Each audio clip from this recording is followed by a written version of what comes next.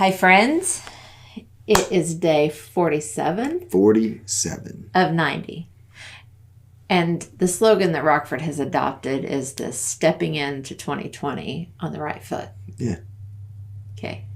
But that's not what you've adopted? I don't know. I mean, is that like a marching reference? No. It's just people say when you do something, you want to start on the right foot. Okay. Which is actually opposite from any marching. Whenever you march, you always start with the left foot. Always. Mm-hmm. So, it's Sunday night. Sunday night. And we have been very, very busy this past week.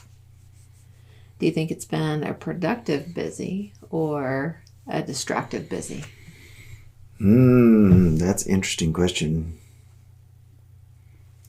I would probably say distractive busy because it's like Paul says in the Bible, which is not, this is a loose thing, but you do what you don't want to do and you don't do what you want to do. Mm-hmm. That's a little bit more about behaviors and such, but in this case, I think you probably do more of the things I don't really want to have to do, and the things that I want to do, I don't find time to do them. Yeah. So, are you going to choose that again this week, or are you going to do something different? Well, I don't know. If you did know, what would that answer be? That's a complicated answer. So, I have a coaching client that I meet with on Wednesday, and I use that line with her because whenever somebody says I don't know, one way to refocus the mind is to say, okay, if you did know, what would the answer be? Because so often our mind just defaults to, I don't know. Because it's hard to think about something in a different way, right? No, it's easy to think about it. It's harder to do it. No, I would agree with that. What makes it harder to do it? Well, because there's consequences for choices. Yeah. Doesn't matter whether you are choosing to have pizza for lunch or if you're choosing to have a salad for lunch. Well, and there's also that habit that we've built just in muscle memory of driving to work a certain way, and I do this and I do this and I do this in my day. And before you know it, you're like, oh, I wasn't going to do that. So it is. I would agree with that. And then I would say, what's more important? Again, that's a pretty complicated answer. Yeah. You don't like me taking the lead, do you? That's fine. It's a little difficult to give the answer because it's complicated. And I don't think we have people that want to sit here for the next several hours while I go through it all. Okay. So let's recap what we did over the week. Let's see. Monday, it was cold. Monday was cold. That was the day that the cold front blew in, right? Yeah. So it was like super windy, very blustery, a little icy in the morning. Yeah. And then, so Monday was just sort of a blah day. I don't even really remember what we did Monday night. I think we just tried to stay warm. Monday night I was at the school. Yeah, but I got home late too. There was something else in there. I'm not really sure. Like I said, it's been a blur. Tuesday night was cold again. We had band booster meeting at the school, yeah. Right. And then Wednesday night I worked late again, and you had another meeting. Yeah. And then Thursday night we were here, and that was probably the only really down night. Then Friday we had football. Yeah. And yesterday we had OSU football, and then we went to the city last night to hang out and got back super late. Well, and I do remember on Thursday we kind of got into an argument on Thursday too, because I had been working on stuff and I had asked you to help with working on it. And because we haven't been able to really talk and we've been so busy, then you're not aware of some of the stuff that I've been doing. And just like you said today, I'm not aware of some of the stuff that you're having to do because we are just at the end of the year and we're going 90 to nothing. We've got kid stuff going on. We've got work stuff going on. We have building a new business. We've got building a habit with engaging with blended families. And there's a lot. And so whenever we, like Pastor Stephen said last week, whenever we stay in me mode, it can be grating on the other person's nerves. And we got to remember to go into the sow mode and continue to sow into the other person and sow into what it is we know God's called us to. Yeah. Even whenever it goes into the ground and you're like, it's not doing anything. Yeah. Why is that funny? No, I find myself in that place, I think, where it's in the ground. And so you're like, I'm not really sure what's going to pop up. I do like the seed day from this week where it says that you're not, like you said, I don't know when it's going to pop up. You're not going to plant an apple tree and get a strawberry bush. Mm-hmm. You're not. You're going to plant, you're going to sow and reap what it is that you put into the ground. Mm-hmm. So, are you guys being very focused on what you're doing at the end of the year? Or are you just kind of having a week like we've had this last week of, instead of driving your week, letting it drive you? Yeah. What? Nothing.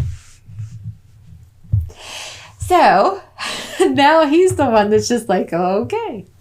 Yeah, turnabout's fair play. And that's fine.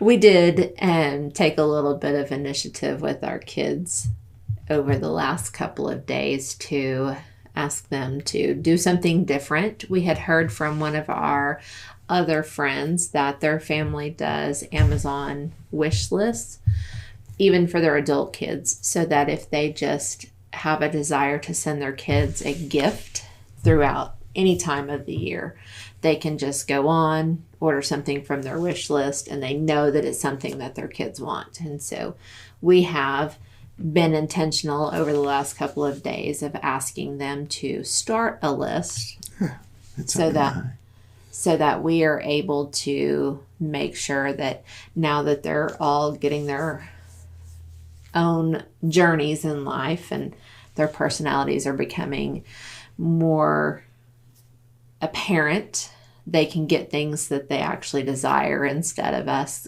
picking something out for them, because that hasn't went so well over the last, 5 years? You're like, really? I would say, yeah. You think about it. How long ago was it that we had the blue and orange pictures? Charlie took the pictures. Yeah, it's probably been 3 years. Yeah. Okay. So at least that long, because I picked out all outfits for the kids. That was a picture deal. That's a little different. And they all hated them. Coordinating outfits, orange and blue, blah, blah, blah. Yeah, I mean, that's like whenever I was a kid, my dad was notorious for getting everybody in the family the same shirt. We had to go take a picture. I mean, nobody likes that. I so tried to convince him we needed the family pajamas at Walmart a couple of weeks ago. Oh, those things were hideous. He was like, no. Come on. No way, man. Got to start the tradition now so that whenever we have grandkids. We should have started that tradition years ago if that's what you wanted to do. Yeah, good luck getting a 15-year-old into some of those. It would be like putting an infant in them. It would be the same thing, except much bigger and much more difficult. Because the 15-year-old would be kicking and screaming and probably pee himself just because he didn't want to put them on. I think you should so get the, is it the bunny outfit from the Christmas Story? The Christmas Story. I should add that to his Put list. it on. This is embarrassing. Yep. So, yeah. But the Christmas season is upon us. Yeah. Thanksgiving is in a week and a half. And so, yeah, it's time to start thinking about the end of the year and what you're going to get for kids if it's stressful. Yeah. I don't know why Christmas has to be so stressful. And I'm sure that there are people out there that handle it much better. I'd like to know the secret. Well, I think that especially in a blended family, it is a little bit more stressful because you have to worry about, am I going to be getting them something that the other person's not going to get them? Is it going to be special? Are they going to like it? Is the other person going to get them X, Y, and Z and try and buy their affection? Maybe that's just, the experience that we've had. Maybe other people had that experience. Well, I'm sure that to some degree there is. Now, maybe there are some people that are out there right now that are able to coordinate with the other parent and say, look, we're going to get gift X, and maybe if you get Y, then they can go together. And I think that I gotta stop saying I think. I know you keep telling me to stop saying I think.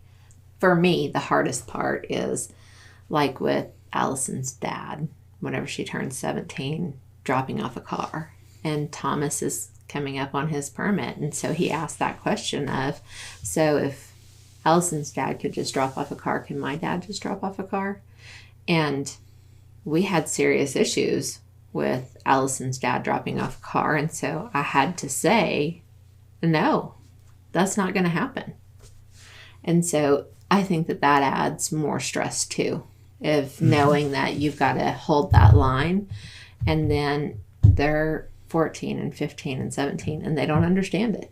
Even the 20-year-old doesn't understand it. The 18-year-old, they just don't get it at this point, and they're not supposed to. So it is very difficult for the blend if everybody's not on the same page and understands as adults how this affects kids. Then the ones that do understand the psychology behind it have to go, okay, I've got to take on this stress so that I can make this not something that sticks out in their mind as I'm being neglected because I can't have this, or they don't love me because they won't let me have this, or XYZ. And I can remember for the longest time whenever I was a kid, my dad would say, whenever you're older, you'll understand that I had the rules and I had the line because I loved you. And I didn't understand until I had a kid. So hopefully our children will learn it before they have children. I hope so. Interesting. What's interesting? What you're saying was interesting. Okay. Something to think about. Well, and you didn't ever experience that because your parents didn't divorce until you were out of the house. No. And my parents, we didn't have a lot of go back and forth with the rules. My folks said, this is what's expected of you. And so I did it for the most part. And when I didn't, it wasn't, I didn't get upset when I got in trouble because I knew what I'd done. So.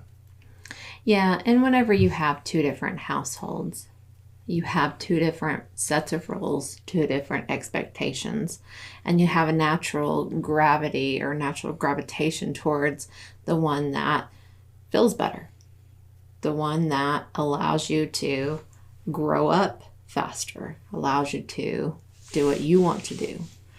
And that's not always good. It's hardly ever good. Stay small. Let them stay small.